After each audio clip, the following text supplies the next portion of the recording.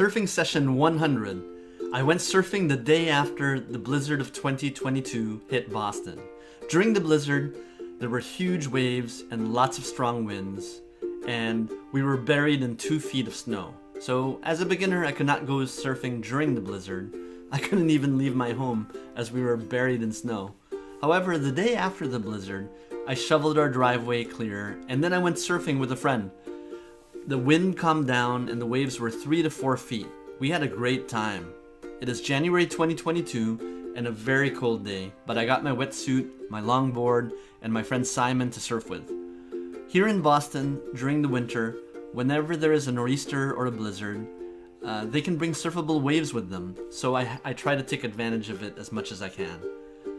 In this session, I wanted to focus on moving more on my board, especially during my beginner bottom turns and my beginner top turns. I generally lean to the left or to the right, just like I do with my snowboard. However, I wanted to add compressions and extensions and rotational motion much more with each move. I have noticed that I have a tendency to just stay squatting, so I want to improve on that. The compressions and extensions are important because they allow me to generate speed on my surfboard.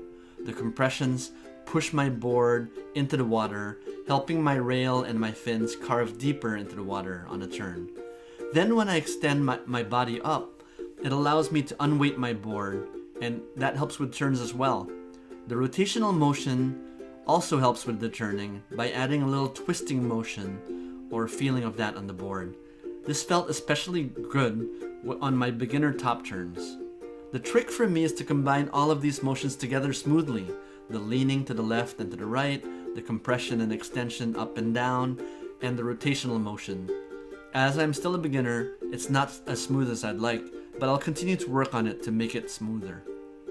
Reviewing the footage, it felt great to compress and lean to one side on my bottom turn.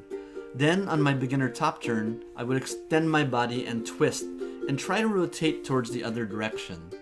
I've got to look into the other direction with my eyes and shoulders much more. But I had to make sure that my nose did not dive into the water, so I was looking at it a lot, and I had to balance between my front foot and my back foot appropriately. Anyways, it felt great. On this day, I had a great time. And a few of my longest rides were over 300 feet, and I was clocked at 15 miles an hour, with one wave even hitting 21 miles an hour. I've been tracking the footage. I've been tracking my movements using my new Apple Watch combined with the Surfline app on my iPhone. Check out these screenshots from the app. I hope you like this video. This is part of my surfing progression videos, and this is surfing session 100 at just over a year of surfing.